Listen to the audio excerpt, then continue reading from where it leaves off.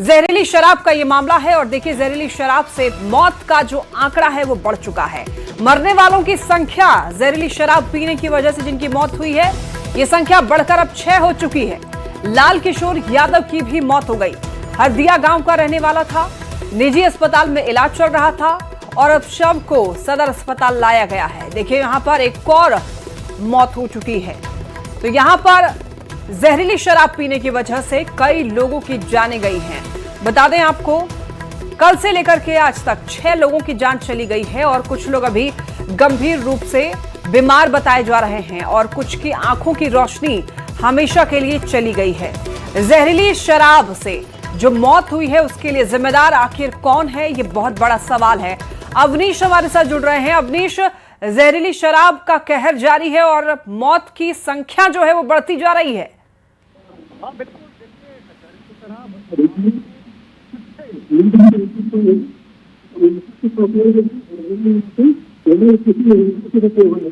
और उनका निजी होते हुए जब सभी गुजरी उनको पकड़े हो गया, उनकी मौत हो गई और उनके परिजन करोड़ों का गुण है कि जैसे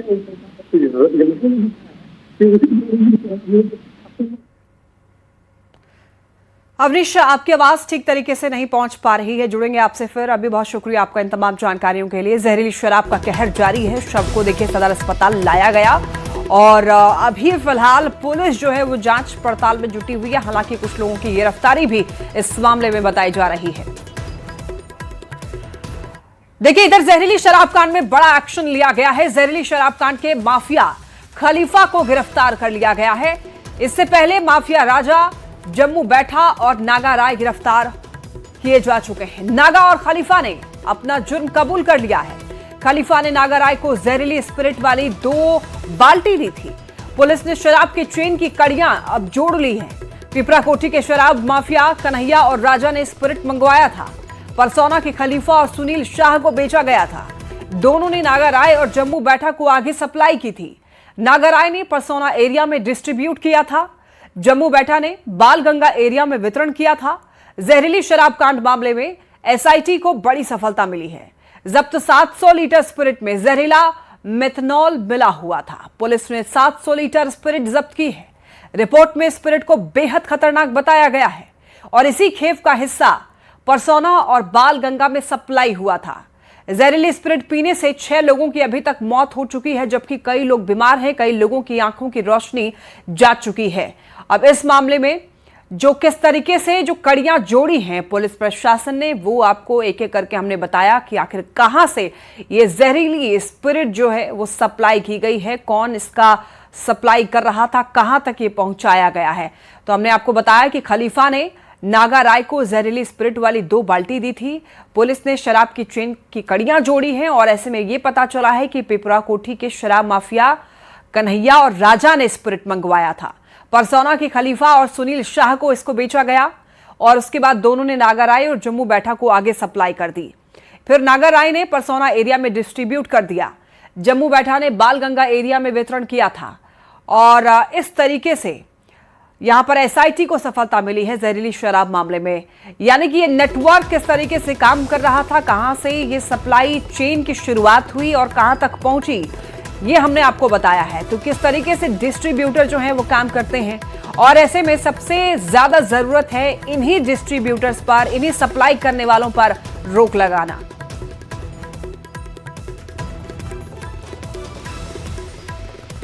मोतिहारी में जहरीली शराब कांड में मरने वालों का आंकड़ा अब 5 नहीं बल्कि अब बढ़ चुका है, 6 हो चुका है।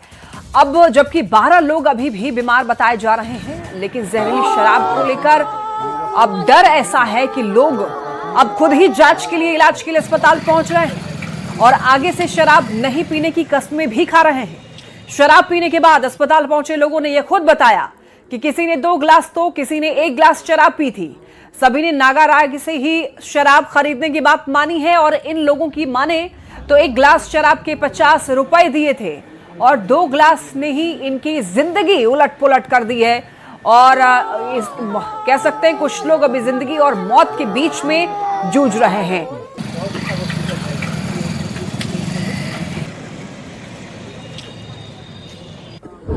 हैं? हल्का फुल्का मतलब चक्कर वक्कर आ गया। शराब वराब पिए थे? कितना? 2 गिलास कब पिए थे? परसों परसों रात को पिए थे। वो जहरीली शराब किसे लेके पिए थे? नागा रहा है बोले उन्हीं से शराब पिए थे। 2 गिलास पिए थे। अभी तबीयत खराब लग रहा है। हाँ तो हमरा भी ठीक लगा था, मतलब मीटिंग होता पेशाब होता सब क्लियर हुआ। 3 पर होता है। बड़े गिलास 2 गिलास पी था, कितने रुपए में दे रहे 100 रुपये। तो 2 गिलास और हैं? गिलास के 50 रुपया। और उसके बाद ना पिया। कान पकड़े वाला ना भी बोला। 1 गिलास 50 रुपये में। कुछो में ना भेल कुछ तकलीफ बुझाएला? तकलीफ नहीं हो ज्यादा दबाव कके भेल जाके बोल चेक कराबो बोलूंगा। कहाँ घर? दूसरा पर थाना बता कहाँ घर बा? फर्दी यहाँ का नाम बा? सीजी पटेल। कई गिलास पी ले रहे? सही से बता। 1 गिलास 1 गिलास पी ले रहे। तो अभी फिट बानी में ठीक बानी? कहिया पी ले रहे? ये लगभग पिले नहीं बुझ गए। मोतिहारी में जहरीली शराब कांड की टाइमलाइन को आइए समझाते हैं किस तरीके से 1 तारीख से लेकर अभी तक क्या कुछ हुआ है। 1 अप्रैल को देखिए कुछ लोगों ने शराब पी। रघुनाथपुर और तुरकोलिया थाना क्षेत्र में यह मामला सामने आया। 2 अप्रैल को लोग अस्पताल पहुंचने लग गए। 2 अप्रैल की शाम तक 2 लोगों की मौत भी हो गई। फिर 3 अप्रैल को यह मौत का आंकड़ा बढ़कर 5 हो गया। 4 अप्रैल को मौत का आंकड़ा बढ़कर 6 हो चुका है। शराब कांड के बाद पुलिस एक्शन में आई। सबसे पहले चौकीदार भरत राय को गिरफ्तार किया। तुरकोलिया एसएचओ उमाकांत मांझी को सस्पेंड किया। सबसे पहले इधर जब सप्लाई चेन को खंगाला गया तो नागा राय जम्मू बैठा गिरफ्तार हुआ। शराब माफिया राजा और खलीफा को गिरफ्तार किया गया। नागा और खलीफा ने अपना जुर्म कबूल कर लिया। खलीफा ने स्प्रिट वाली बाल्टी दी थी नागा राय को, फिर जहरीली स्प्रिट दी थी देसी शराब के लिए। और देखिए इसके खिलाफ एक्शन जो है वो तेज है। पुलिस ने ताबड़तोड़ छापेमारी शुरू की और इसमें ही ये चेन जो है वो पता लग पाया पुलिस को किस तरीके से ये सप्लाई चेन जो है वो काम कर रहा था। सबसे शुरुआत में किसने 2 बाल्टी खरीदी और उसको आगे बढ़ाया और कहां तक ये डिस्ट्रीब्यूटर तक पहुंचा, फिर ये शराब बनाने वाले तक पहुंचा, ये पूरा पता लगाने में एसआईटी को सफलता मिली। देखिए मोतिहारी में जहरीली शराब से हुई मौत के बाद गोपालगंज पुलिस और उत्पाद विभाग अलर्ट हो गए हैं। सीमावर्ती इलाकों में विशेष अभियान चलाकर अवैध शराब के खिलाफ कार्रवाई तेज कर दी गई है। गंडक नदी के दियारा क्षेत्र में ड्रोन से सर्च ऑपरेशन चलाकर कई अवैध भट्टियां ध्वस्त की गई। यूपी बिहार सीमा पर जांच के दौरान एक बताया जा रहा है कि बोलेरो गाड़ी से भारी मात्रा में शराब बरामद हुई। उसके बाद गुप्त तहखाने में छिपाई गई शराब के साथ ही 2 महिला तस्करों समेत 3 आरोपी को गिरफ्तार किया गया है। यानी कि देखिए ये जो शराब बनाई जा रही है इसमें महिलाओं की भी संलिप्तता है, महिलाएं भी शामिल हैं और बराबरी की यहां पर योगदान दे रही हैं।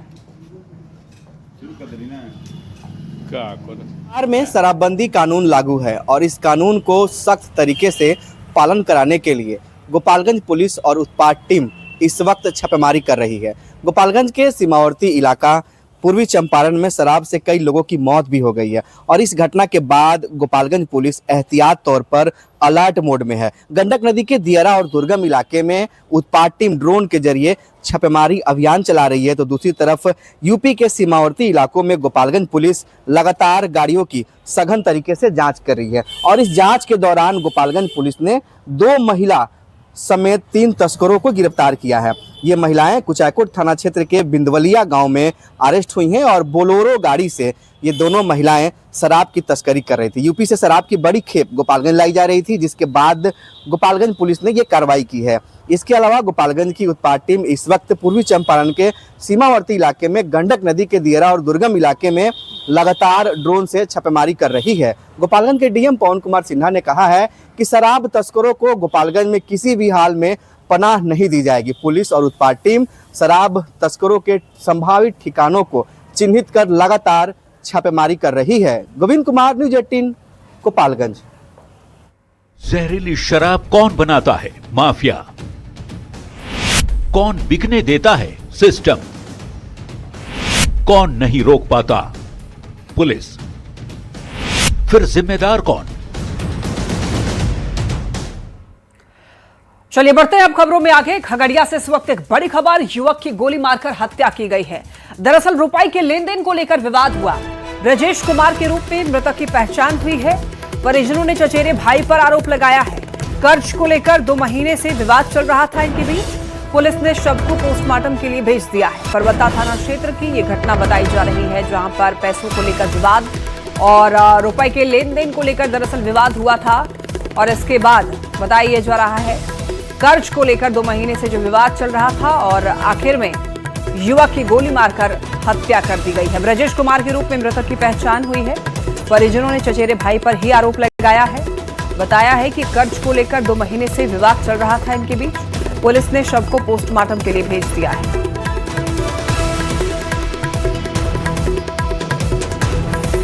अभी से 2 महीने पहले बकझक हुआ था इनके चचेरे भाई से, चाची से, चाचा जी से। और बात से पता चल रहा है कि बहन के शादी में कर्ज लिया था, जिसमें चाची का ही योगदान था कर्ज देने का, और मतलब उसी का फैमिली मेंबर का। तो उन लोगों का मकसद ये था कि कर्ज जो दे रहे हैं वो वापस नहीं लेना है, इसका प्रॉपर्टी लेना है। तो ये बंदा कमा के कहीं ना कहीं से अभी जॉब करने लगा था 2 साल से। शादी को 3-4 साल हो गया और ये लगभग कर्ज तोड़ भी दिया था। उसको पूरा 5 तारीख को लास्टली 1 लाख रुपया था, तो वो ऑनलाइन पेड किया भी है। पटना से बड़ी खबर, कृषि मंत्री के समधियाना पर हमला हुआ है। बताइए जा रहा है कि रामकृपाल यादव के समधी पर हमला किया गया है, फायरिंग हुई है, रोड़ेबाजी से अफरा तफरी मच गई। देखिए, इस घटना में 3 लोग गंभीर रूप से घायल हुए हैं। अब जो लोग घायल हुए हैं उनको एम्स में भर्ती कराया गया है और करीब 15 राउंड फायरिंग का आरोप है। 4 नामजद सहित कई पर हमला का आरोप लगा है। इस घटना का वीडियो भी सामने आया है। इलाके में अब दहशत का माहौल है। मौके से पुलिस ने कई खोखे बरामद किए हैं। पुलिस जांच में जुटी है। आरोपियों की तलाश अभी फिलहाल जारी है। तो देखिए, यहाँ पर बताते चले, बताया जा रहा है कि बिहार के कृषि मंत्री रामकृपाल यादव के समधी पर हमला बोला गया है, फायरिंग हुई है, रोड़ेबाजी की गई है और इस घटना से वहां पर अफरा तफरी की स्थिति बन गई। तस्वीरें आप ये देखिए, फायरिंग करता हुआ ये युवक जो है वो दिखाई दे रहा है। इसका वहां पर मौजूद किसी ने वीडियो बनाया है, शेयर किया गया है और ये वीडियो देख करके आप समझ सकते हैं कि वहां पर क्या स्थिति रही होगी। फिलहाल अभी काफी ज्यादा माहौल जो है वो टेंस है। घटना में 3 लोगों के गंभीर रूप से घायल होने की खबर है। जो लोग घायल हैं उनको अस्पताल में, एम्स में भर्ती कराया गया है। करीब 15 राउंड फायरिंग, ये देख सकते हैं आप, ऑरेंज कलर का ये टी-शर्ट पहना हुआ व्यक्ति जो है वो फायरिंग करता है। कुछ लोग वहां पर मौजूद थे जिन्होंने रोड़ेबाजी की है, पत्थरबाजी की है और इस फायरिंग की घटना से दहशत का वहां पर माहौल है। 4 नामजद सहित कई पर हमला का आरोप है। घटना का वीडियो सामने आया है, आप देख सकते हैं और इसे सर्कुलेट किया जा रहा है। इलाके में दहशत है और अब पुलिस के संज्ञान में ये मामला है। पुलिस तक भी ये वीडियो पहुंची है। मौके से पुलिस ने कई खोखे भी बरामद किए हैं और अब पुलिस जांच में जुटी है। आरोपियों की तलाश की जा रही है।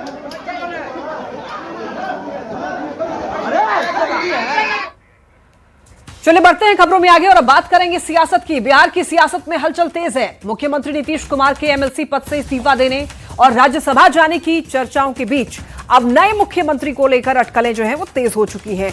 इसी बीच जेडीयू दफ्तर के बाहर लगा एक पोस्टर सुर्खियों में आ चुका है, जिसमें निशांत कुमार को मुख्यमंत्री बनाने की मांग की गई है और उन्हें भविष्य का मुख्यमंत्री बताया गया है। देख सकते हैं आपके पोस्टर।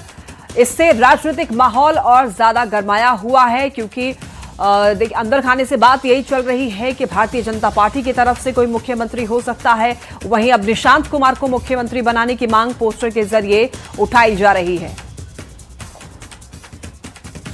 बिहार के मुख्यमंत्री नीतीश कुमार ने एमएलसी की कुर्सी से इस्तीफा दे दिया है। अब खबर आ रही है कि 10 तारीख को राज्यसभा के सदस्य ग्रहण करेंगे और इसके बाद से इस बात को लेकर चर्चा तेज हो गई है कि बिहार का अगला मुख्यमंत्री कौन हो सकता है। कई तरह की चर्चाएं चल रही है, लेकिन इसी बीच में जेडीयू दफ्तर के बाहर एक और पोस्टर ने फिर सियासी हलचल तेज कर दी है। जेडीयू के कार्यकर्ता हैं, उन्होंने फिर से एक पोस्टर लगाया है और नीतीश कुमार की तस्वीर के साथ ठीक निशांत कुमार की तस्वीर और उसमें जो बातें लिखी हुई बेहद महत्वपूर्ण। नीतीश सेवक मांगे निशांत, अब नए चेहरे पर क्यों करे विचार, जब क्लाइमेट लीडर के संकल्पों को पूरा करने के लिए तैयार है भाई निशांत कुमार। तो निशांत कुमार को लेकर एक बार फिर से सुगबुगाहट तेज हो गई है और जेडीयू दफ्तर के ठीक बाहर ये पोस्टर लगाया गया है और इसके पहले भी जेडीयू दफ्तर के बाहर ही कुछ और भी पोस्टर लगाए गए थे। वो कुछ दिन पहले की पोस्टर थी, लेकिन ठीक अब एक और पोस्टर जेडीयू दफ्तर के बाहर लगाकर future CM of Bihar Nishant Kumar की तस्वीर लगाया गया है। तो सियासी हलचल बेहद तेज हो सकती है इस तरह के पोस्टर से, चूंकि अब खबर आ रही है कि बिहार का जो अगला सीएम होगा वो बीजेपी की तरफ से हो सकता है, लेकिन इसी बीच में जेडीयू की तरफ से लगातार जो हलचलें हो रही हैं और इस तरह के पोस्टर लगाए जा रहे हैं, उससे कई तरह के राजनीतिक सवाल भी खड़े हो सकते हैं। जाहिर तौर पे जेडीयू के कार्यकर्ता ने लगाया है, उनका अपना भाव हो सकता है, लेकिन जेडीयू दफ्तर के बाहर लगे इस पोस्टर ने फिलहाल जेडीयू में भी हलचल तेज कर दी है। और कई जेडीयू के नेता तो ये भी कहते हैं कि बिहार में बीजेपी का मुख्यमंत्री होगा और जेडीयू का डिप्टी सीएम होगा, लेकिन बावजूद इसके कुछ ऐसे भी हैं जो निशांत कुमार को लेकर लगातार बयान देते आ रहे हैं। तो जाहिर तौर पे अब जो ये पोस्टर जेडीयू दफ्तर के ठीक बाहर ये पोस्टर लगाई गई है, ये पोस्टर एक बार फिर से बिहार में एनडीए में सियासी हलचल तेज कर सकती है, क्योंकि इस पोस्टर के बहाने जो बातें लिखी गई है future CM of Bihar Nishant Kumar की तस्वीर लगाकर कि क्यों करे नए चेहरे पर विचार, पूरा करने के लिए तैयार हैं भाई निशांत कुमार। तो ये जेडीयू की तरफ से एक बार फिर से निशांत कुमार को लेकर हलचल तेज हो गई है और निशांत कुमार को फ्यूचर का सीएम भी बताया जा रहा है। कैमरामैन सुबोध के साथ आनंद अमृतराज, न्यूज 18 नेटवर्क, पटना। और देखिए, निशांत को लेकर जेडीयू दफ्तर के बाहर लगे पोस्टर को लेकर राजनीतिक बयानबाजी अब तेज हो चुकी है। जेडीयू के मुख्य प्रवक्ता नीरज कुमार खुलकर तो निशांत को लेकर कुछ नहीं बोले, वहीं बीजेपी इस पोस्टर को लेकर सतर्क बयान देती हुई दिख रही है, जबकि आरजेडी एनडीए पर मुख्यमंत्री की कुर्सी को लेकर आपस में तकरार का हवाला देकर निशाना साध रहा है। अर्थ से ज्यादा महत्वपूर्ण है कि माननीय निशांत कुमार जी की स्वीकार्यता जनता दलियों में आम कार्यकर्ताओं के बीच अंगीकार रूप ले लिया, यह हमारे लिए एक महत्वपूर्ण क्षण है। बिहार के मुख्यमंत्री के पद पे नीतीश कुमार जी ही आसीन हैं। हाँ, और चूंकि अब वो राज्यसभा के निर्वाचित सदस्य हो गए हैं, अगर संवैधानिक बाध्यता आती है कि एक राजनीतिक निर्णय लेना पड़े कि नीतीश कुमार जी का उत्तराधिकारी कौन होगा, एनडीए का शीर्ष नेतृत्व मिल बैठ के निर्णय ले लेगा। देखिए, जिस मकसद के लिए भारतीय जनता पार्टी ने भुंजा पार्टी को मिला करके नीतीश कुमार को राज्यसभा भेजने की रणनीति बनाई थी, अब उस रणनीति में कहीं न कहीं नीतीश कुमार और समाजवादी नेता पलीता लगाने के लिए तैयार बैठे हैं और नीतीश कुमार की जगह निशांत कुमार को बिहार का मुख्यमंत्री बनाने का स्लोगन लेकर के पोस्टर लगवाने का काम कर रहे हैं। पोस्टर के माध्यम से कहीं न कहीं भारतीय जनता पार्टी को संदेश स्पष्ट रूप से दिया जा रहा है कि भारतीय जनता पार्टी जिस तरह की राजनीति करती रही है, जिस तरह की रणनीति भुंजा पार्टी के माध्यम से बनाने का काम किया था, उस रणनीति को नीतीश कुमार समझ चुके हैं। उपराष्ट्रपति सीपी राधाकृष्णन केंद्रीय विश्वविद्यालय के तीसरे दीक्षांत समारोह में शामिल होने के लिए मोतिहारी पहुंचेंगे। उनके आगमन को लेकर तैयारियां पूरी कर ली गई हैं। कार्यक्रम में बिहार के राज्यपाल, उप मुख्यमंत्री, शिक्षा मंत्री सहित कई जनप्रतिनिधि मौजूद रहेंगे। समारोह में 11 छात्रों को गोल्ड मेडल और 475 विद्यार्थियों को डिग्री प्रदान की जाएगी। प्रशासनिक स्तर पर सभी व्यवस्थाएं दुरुस्त की गई हैं। सुरक्षा के भी पुख्ता इंतजाम किए गए हैं। माननीय उपराष्ट्रपति सीपी राधाकृष्णन का आज पूर्वी चंपारण दौरा है और केंद्रीय विश्वविद्यालय के तीसरे दीक्षांत समारोह में वो शामिल होंगे और इसी को लेकर तैयारी पूरी कर ली गई है। देखिए, बापू सभागार में कार्यक्रम का आयोजन है और 11 छात्रों को जो है गोल्ड मेडल जो है उपराष्ट्रपति के हाथों दिया जाएगा। वहीं 475 छात्रों को जो है प्रमाण पत्र भी दिया जाएगा। देखिए, उसको लेकर तैयारी पूरी कर ली गई है। जगह जगह पर सीसीटीवी कैमरे लगाए गए हैं, पुलिसकर्मी की तैनाती की गई है। हर व्यक्ति की गहन जांच और उनके पास की जांच करने के बाद ही उनको अंदर प्रवेश दिया जा रहा है। तो उसी स्थिति में तैयारी पूरी है और देखिए कई छात्रा हैं जिनको मेडल भी मिलेगा। तो मैडम, आज कितने एक्साइटेड हैं आज के कार्यक्रम को लेकर, क्योंकि महामहिम आ रहे हैं, राष्ट्रपति आ रहे हैं, आप लोग भी एक्साइटेड हैं इसको लेकर? बहुत ज्यादा। हम लोग को वॉलेंटियर्स बनाया गया डायस मैनेजमेंट के। अच्छा, आप लोग भी इंतजार कर रही थी उपराष्ट्रपति जी का? बिल्कुल, देखिए तैयारी पूरी हो गई है और सभी लोग इंतजार भी कर रहे हैं उपराष्ट्रपति सीपी राधाकृष्णन का। बस स्थिति में पूरी जांच होने के बाद ही सर लोगों को प्रवेश दिया जा रहा है। तो पूरी जांच करने के बाद ये सुनिश्चित किया जा रहा है, तभी उसको दिया जा रहा है। जिसके पास इस कार्यक्रम हेतु पास है, उसी व्यक्ति को, चाहे वो हमारे कर्मी हो या चाहे छात्र हो, उसी को सघन जांच कर ये मेडिकल डिटेक्टर से जांच कर हम लोग उसको एंट्री दे रहे हैं। किसी भी संदिग्ध वस्तु पर भी नजर रखी जा रही है चाबी है, ब्लैक गमछा है, रुमाल है, इसको भी एंट्री नहीं दी जा रही है। बैग है कुछ, मतलब वो सिर्फ अपने सामान के साथ और पास के साथ जा सकते हैं। तैयारी पूरी हो गई है, सभी लोग इंतजार बिल्कुल पूरी तैयारी, बिल्कुल तैयारी पूरी हो गई है और तमाम लोग जो है उपराष्ट्रपति का इंतजार कर रहे हैं। जो समय है 11 बजे का समय निर्धारित है जब वो यहाँ आएंगे और तमाम छात्रों को संबोधित भी करेंगे, छात्रों को गोल्ड मेडल भी देंगे, उनको प्रमाण पत्र भी देंगे। तो इस स्थिति में छात्र भी उत्साहित है और पूरा चंपारण जो है उपराष्ट्रपति के इंतजार में खड़ा है। उन्नीस कुमार, न्यूज 18 मोतिहारी। देखिए, मोतिहारी से ही हादसे में युवक की मौत पर बवाल हो गया। सड़क जाम कर हंगामा कर रहे छात्र छात्रों ने बैरिकेडिंग तोड़ दी। उपराष्ट्रपति के आगमन के लिए ये बैरिकेडिंग की गई थी। बस से टक्कर में युवक की मौत हुई थी। यहां पर शव को सड़क पर रखकर हंगामा किया गया है। मोतिहारी से ये खबर, हादसे में युवक की मौत पर बवाल, सड़क जाम कर हंगामा कर रहे छात्र। और ज्यादा जानकारी के लिए न्यूज 18 संवाददाता अवनीश हमारे साथ जुड़ रहे हैं। अवनीश, देखिए, एक हादसे में युवक की मौत पर बवाल मचा हुआ है मोतिहारी में ही, और आज ही यहाँ पर उपराष्ट्रपति के आगमन के लिए बैरिकेडिंग भी की गई। एक बार पूरी जानकारी दीजिए। बिल्कुल, देखिए, मोतिहारी के सदर अस्पताल चौक के पास ही एक अनियंत्रित स्कूल बस से टक्कर लगने से एक युवक की मौत हो गई है और मौत के बाद बवाल मचा हुआ है। जो छात्र हैं, तमाम छात्रों ने सड़क को जाम कर दिया है और उपराष्ट्रपति के आगमन को लेकर सुरक्षा के दृष्टिकोण से सड़क के दोनों किनारे बैरिकेडिंग लगाई गई थी। उस बैरिकेडिंग को भी छात्रों ने तोड़ा है। छात्र अभी भी हंगामा कर रहे हैं। एसपी के साथ साथ तमाम अधिकारी यहाँ पहुंचे हुए हैं छात्रों को समझाने के लिए, मनाने के लिए, लेकिन छात्र मानने को तैयार नहीं है। और लगातार छात्रों की डिमांड है कि जिसने भी इस घटना को अंजाम दिया है, जिसने भी टक्कर मारा है, उसको उसकी गिरफ्तारी हो और बड़ी कार्रवाई हो। लगातार छात्र आंदोलन के मूड में है और सड़क पर 100 को रखकर जमकर नारेबाजी कर रहे हैं, प्रशासन के खिलाफ नारेबाजी कर रहे हैं। और छात्रों का आरोप है कि जब अस्पताल वो गए तो वहाँ डॉक्टर नदारत थे, अगर डॉक्टर रहते तो छात्र की जान बच सकती थी। वही स्थिति में छात्रों की नाराजगी। देखिए, अभी थोड़ी देर पहले ही ये सड़क हादसा हुआ है और जो शव है, जो युवक का शव है, उसको सड़क पे रख के, बीच सड़क पे रख के अभी भी छात्र जो है वो प्रदर्शन कर रहे हैं, नारेबाजी कर रहे हैं और जिला प्रशासन से कार्रवाई की डिमांड भी करें। तो बड़ा हंगामा जो है वो देखने को मिला है। अभी भी छात्र आंदोलन के मूड में है, आर पार के मूड में है, वो मानने को तैयार नहीं है, वो कार्रवाई करवाने के मूड में है। और वैसी स्थिति में एसपी तमाम जो छात्र हैं उनको समझाने में जुटे हुए। ठीक है, नजर बनाए रखिए अवनीश, बहुत धन्यवाद आपको इन तमाम जानकारियों के लिए।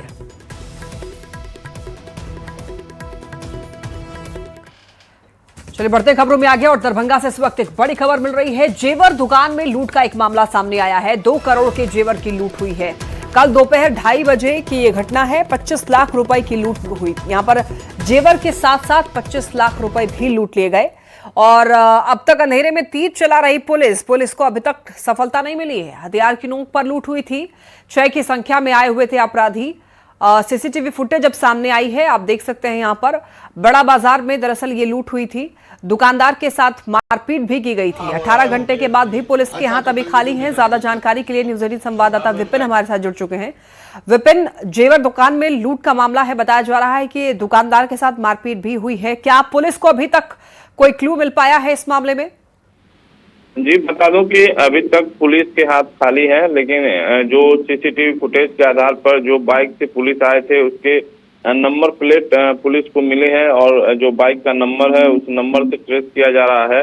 लेकिन पुलिस जो रास्ते से जो अपराधी भागने में सफल हासिल हुए, जो दरभंगा होते हुए मुजफ्फरपुर 4 लेन की तरफ जाके जो है 4 लेन में से भागे हैं, तो इसको लेकर भी पुलिस जो है पूरी तरह से जो है मुजफ्फरपुर तक छापेमारी कर रही है। दूसरे जिलों में भी छापेमारी हो रही है, लेकिन अभी तक पुलिस के हाथ का है तो खाली है। इधर जो सराफा व्यापारी हैं उनके अंदर भी गुस्सा है, क्योंकि पुलिस की सुरक्षा में कहीं न कहीं चूक हुई है, इसको लेकर नाराजगी है। तो ये लोग भी बैठक कर रहे हैं व्यवसायी कि आखिर आगे सरकार तक अपनी बात पहुंचाने के लिए बंद का आह्वान करेंगे या प्रदर्शन करेंगे। इसकी भी तैयारी एक तरह से जो है सराफा व्यापारी कर रहा है, लेकिन अभी तत्काल पुलिस के हाथ पूरी तरह खाली है। जी विपिन, नजर बनाए रखिए इस पूरे मामले पर। बहुत धन्यवाद आपका इन तमाम जानकारियों के लिए। अच्छा और इसी के साथ इस बुलेटिन में फिलहाल इतना ही। खबरें लगातार जारी है, आप देखते रहिए न्यूज 18 बिहार झारखंड।